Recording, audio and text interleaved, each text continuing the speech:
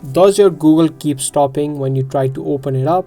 If it does, then make sure you watch this video till the end, because in this video I'm exactly going to walk you through the process on how you can fix Google keep stopping on Android phones. So if you have an Android phone, what you can do is you can firstly clear the cache and data of Google. Tap and hold on the app of Google and head over to App Info. Here on the bottom you should be able to see an option of clear data. You simply need to tap on clear cache.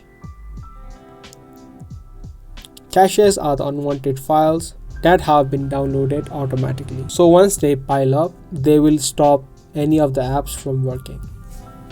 The second thing you can do is try to update your app of Google. Head over to the Play Store and search for Google, and make sure your Google application is up to date.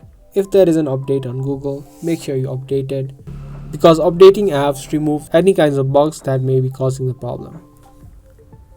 So after you do these steps, you should be able to open up Google properly.